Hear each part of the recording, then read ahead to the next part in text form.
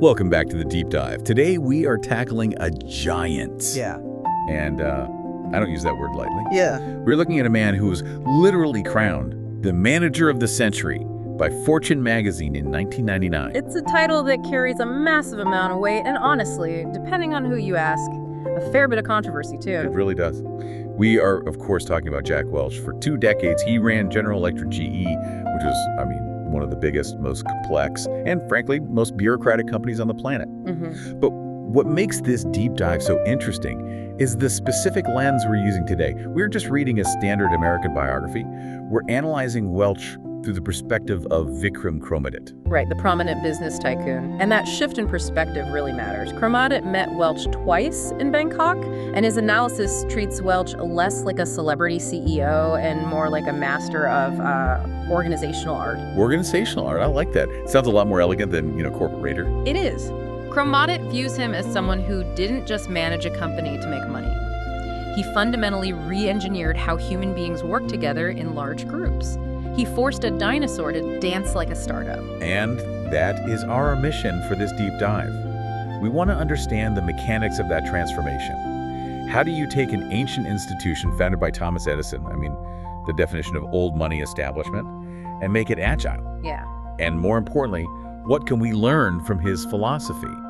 Change yourself before you are forced to change. Which is great advice until you actually have to do it. It's painful. Exactly. But before we get to the boardroom bloodletting and the billions in revenue, we have to look at the sort of operating system of the man himself. Because when you look at his origins, Manager of the Century wasn't exactly written in the stars. Not even close. He was born in 1935 in Salem, Massachusetts. Home of the witch trials. The very same. But for Jack, it was a working-class Irish Catholic upbringing. And the source material highlights a crucial detail right off the bat. He was an only child. And the dynamic in the house was a bit skewed. Right. Very. Mm-hmm. His father, John, was a railroad worker for the Boston and Maine Railroad. A hard worker, a good man, but he was often away on the rails. The dominant force in Jack's life, the person who really installed the software, so to speak, was his mother, Grace. The source mentions 3 specific lessons she drilled into him. And honestly, when I read these, I thought, okay, this is literally the blueprint for how he ran GE 40 years later. It's amazing how much of our professional lives are just us repeating what our parents told us at the kitchen table. It really is. It's almost a one-to-one mapping. The first lesson was transparency. Speak openly. Which later became his famous candor policy at GE. Exactly. No secrets, no corporate speak, no hiding the ball. You say what you mean, even if it's uncomfortable. Okay, so what was the second? The second lesson was to face reality head-on. Not the world as you wish it were, but the world as it actually is. That sounds simple, but in a massive corporation where people love to hide bad news, that's revolutionary. It's incredibly rare. Most people want to sugarcoat things. They want to say, oh, sales are down a little, but the weather was bad. Grace Welch didn't do sugarcoating. She taught him to look at the numbers and say, we are failing, now what? And the third lesson? Control your own life and destiny to achieve your goals. Control your destiny. It's a phrase we hear a lot now, but for a working class kid in the 40s and 50s, that was a survival strategy. Yeah. It actually dictated his college choice in a way that I found really surprising. It is surprising. You look at a guy who became this titan of industry and you assume Harvard, Yale, maybe MIT for engineering? Right, MIT is the gold standard. If you get into MIT, you go to MIT. Well, Welch had a shot at a Naval Academy scholarship, but missed it. So he looked at the board. He could have gunned for MIT. But he chose the University of Massachusetts Amherst, a good school, but, a state school. And his logic was purely strategic. He didn't want to be average. Precisely. He looked at MIT and thought, if I go there, I'm average among geniuses. I'm just another number fighting for scraps. But at UMass, he could be the big fish in a small pond. He could control his environment, stand out, get the best opportunities. That is incredibly calculated for a teenager. He's already positioning himself in the market. He was maximizing his return on effort. And it worked. He graduated in 1957, a standout student. Ironically, his family actually wanted him to be a doctor or a priest. A priest. I'm trying to picture neutron Jack Welch in a confessional. It would have been a very brief confession. You sinned. You're fired from the congregation. Next. Get out. You're a type 4 parishioner. Right. But he pivoted to chemistry. He went on to get a PhD in chemical engineering from the University of Illinois. So he enters the workforce in 1960 as Dr. Jack Welch. And this is the moment where the story almost ends. He joins GE in the plastics division in Pittsfield, Massachusetts. And his very first year in the corporate world traumatized him so much it basically created the Jack Welch we know. This is the standard raise incident, and I think anyone who has ever worked in a big, sluggish office will feel this in their bones. Okay, so paint the picture for us. Okay, picture it. It's 1961. He's young, he's hungry, he's working his tail off in the plastics division, which was kind of a backwater at the time. He's innovating, staying late, pushing projects. His starting salary is $10,500. The year ends, he's expecting a reward that matches that intensity. And the review comes in. He gets a $1,000 raise. Which, I mean, accounting for inflation is okay. It's not an insult monetarily. It's a decent amount of money. But then he finds out the context. He finds out that everyone got a $1,000 raise. Oh, no. The guy in the next office who barely did anything, $1,000. The slapper down the hall, $1,000. It was a standard bureaucratic distribution. It was a participation trophy. Exactly. It was bureaucratic equality. The system was designed to keep the peace, not to reward performance. Welch was absolutely livid. To him, this wasn't fairness, it was theft. The system was telling him his extra effort was worthless. That's how he quits. He literally quits. He accepts a job at a competitor, International Minerals and Chemicals. He's got one foot out the door. He's done with GE. This is one of those sliding doors moments in history. If he leaves, GE probably looks very different today. Who saved him? A GE executive named Reuben Butoff. He realized that Welch was, to quote the source, a resource too valuable to let go. So he takes Welch out for this 4-hour dinner. He offered him more money, sure, but that wasn't the closer. What was it? Autonomy. Butoff promised to keep the corporate bureaucracy off Welch's back. He basically said, I will create a bubble for you to operate like a small company entrepreneur inside this giant beast. And that promise kept him there for the next 40 years. It did. And it validated Welch's worldview. He realized that bureaucracy is the enemy of talent. He stayed, and he moved fast. Youngest manager at 33, and eventually, in 1981, at age 45, he becomes the youngest CEO in GE's history. So now he's the boss. It's 1981. And he doesn't just want to run GE. He wants to tear it down and rebuild it based on that hatred of bureaucracy he developed in 1961. This brings us to the Welch Doctrine. What was the core strategic rule?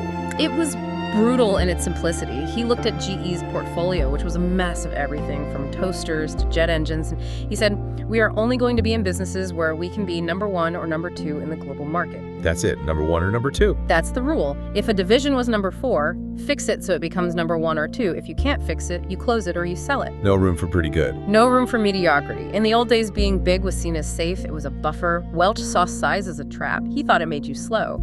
He wanted the agility of a startup with the bank account of a nation state. And this is where he earned the nickname that stuck with him forever. Neutron Jack. Right.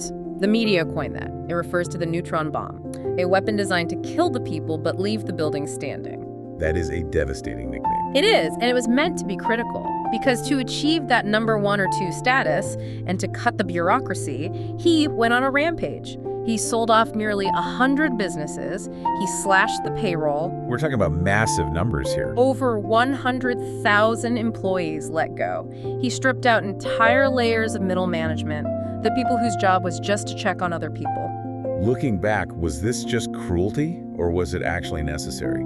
Because 100,000 jobs, that's a lot of lives disrupted. It's a tragedy for those individuals, absolutely. But from the perspective of our source, Vikram Kramadit, and frankly most business historians, it was necessary surgery. The argument is that GE was bloated and dying. It was becoming a dinosaur. If Welch hadn't cut the fat, albeit very aggressively, the whole company might have collapsed under its own weight a decade later. He saved the organism by amputating the limbs.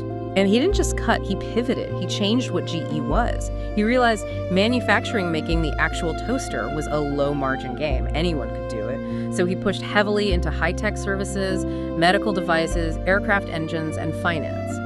GE Capital became a massive engine of profit. And he took it global. That was the other pillar. Think globally, act locally. When he took over, GE's foreign revenue was under $10 billion. By the time he left, it was over $42 billion. He turned an American company into a world power. Okay, so that's the macro strategy. Number 1 or 2, go global, cut the fat. But I want to drill down into the nuggets for our listener, because Welch's real genius wasn't just in picking stocks, it was in picking people. Yes. His talent management frameworks are legendary. And the source material breaks down his famous 4 types of managers matrix. I love this framework because it's so simple but so hard to execute. Let's walk through the 4 types. Okay, so imagine a 2x2 grid. On one axis, you have delivers the numbers, results. On the other axis, you have shares company values, the culture. Type 1 is the manager who delivers the numbers and shares the values. Easy. That's your star. Right. Promote them, clone them if you can, they're the future. Type 2. Type 2 is the manager who does not deliver the numbers, but does share the values. They're a great culture fit, they try hard, but they're failing. In the old neutron jack world, you'd assume he'd fire them immediately. You would, but surprisingly no. Welch's verdict was second chance. He believed that if someone has the right values, the right attitude, transparency, work ethic, you can teach them the skills. Maybe they're just in the wrong role, so you move them. That's actually quite humane. Values are innate, skills are teachable. Exactly.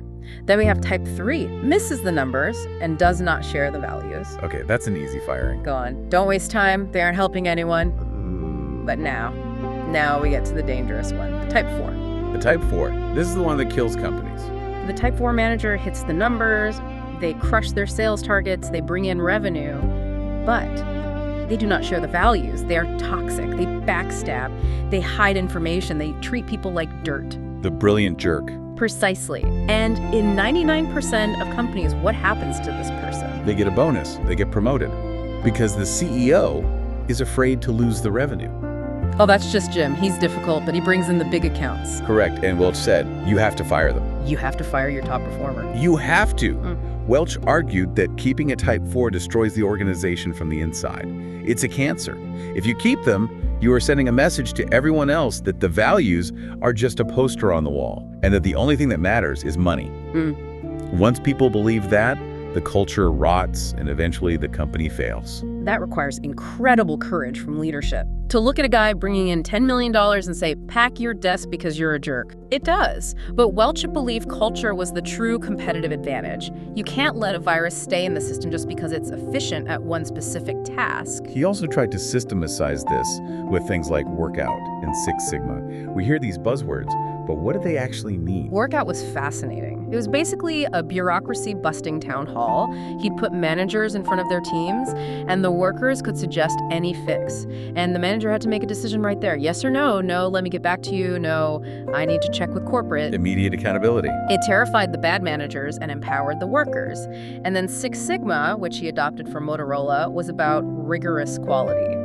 It's a statistical term meaning fewer than 3.4 defects per million opportunities. 3.4 per million. That is an insane level of precision. It is. It gave the whole company a common language of quality. Whether you were making a loan or a jet engine turbine, you measured success the same way. It created a universal standard. Now, we're painting a picture of a relentless machine here. The source details his routine up early, running, helicoptering between factories. He wasn't a sit-in-the-corner office CEO. No, he was constantly in motion. He believed in touch and feel. You can't run a company from a spreadsheet. You have to see the factory floor. No, nobody wins forever. Yeah. And the source material is very honest that Welch's career didn't end on the perfect high note he probably wanted. That's right. We have to talk about the Honeywell incident. This was supposed to be his swan song. It's 2001. He tries to acquire Honeywell for $45 billion. It was a massive deal. Welch thought he had it in the bag. And then the European Union stepped in. Right. European regulators blocked the merger. It was a shock. The deal collapsed. And the media turned on him. Instantly. They called it a deadly obituary for his career. They said he stayed 1 year too long. It was a public humiliation for a guy who was used to winning everything. But the source, Vikram Komadit, points out a really interesting cultural divide here regarding that failure. Yes. In the US, the narrative was Welch failed. It was very binary.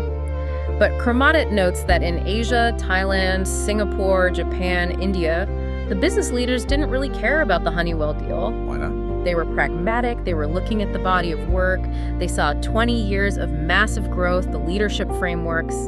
To them, the fact that one merger failed at the very end didn't erase the textbook on management he had written. They remained obsessed with his methods. They cared about how to succeed, not the gossip of one failed deal. It's a good lesson in legacy. The headline of the day versus the impact of the career. And frankly, the market agreed with the Asian perspective. Right after that failure, his book, Jack, Straight from the Gut, came out. This is the one he wrote with Susie Wetlaufer. Yes, who became his third wife. The book got a $7 million advance and sold nearly 1 million copies almost immediately. Even with the Honeywell failure, people were desperate to know how he did it. You mentioned his third wife there. The source notes he was married 3 times, Carolyn, Jane, and Susie. It does. And Cremonic makes the observation that this kind of instability is often the trade-off for that level of professional intensity. The control your destiny mindset might work better in a boardroom than a living room. It's hard to restructure a marriage like a division of GE. Exactly. You can't fire a spouse for being a type 3. Well, you can, but it's expensive. Very expensive. So let's zoom out. Welch leaves GE. What is the final scorecard? The numbers are undeniable. Under his leadership, GE's market value increased by roughly $400 billion. Revenue went from about $27 billion to over $100 billion. He created more shareholder value than almost anyone in history up to that point. And perhaps more importantly, he created people. The leadership factory, that's his biggest legacy. He produced more future CEOs than any other company. If you look at the Fortune 500 in the early 2000s, a huge chunk of those CEOs were Welch disciples who learned the game at GE. He proved that leadership is a skill you can teach, not just a talent you're born with. So as we wrap up this deep dive, if you're going to take one thing away from Jack Welch, whether you run a company or just manage a small team, what should it be? I think it goes back to that core philosophy we started with. Change yourself before you are forced to change. It sounds so simple, but it requires being proactive. Most people wait for the crisis. They wait for the market to crash, or for the boss to yell, or for the industry to shift. Welch's genius was that he acted before the crisis. He fixed the roof while the sun was shining, even if he had to tear the house apart to do it. And he wasn't afraid to make the hard calls on people. That's the actionable takeaway. Look at your team. That brings us to our final thought for you. We talked about that type 4 manager, the high performer who is toxic to the culture. I want you to look at your own environment, your business, your department, maybe even your circle of friends. Is there someone who hits the numbers, who brings value on paper, but is slowly poisoning the culture around them? And more importantly, do you have the courage to do what Jack would do? It's the hardest question in management. Thanks for diving in with us. We'll see you next time.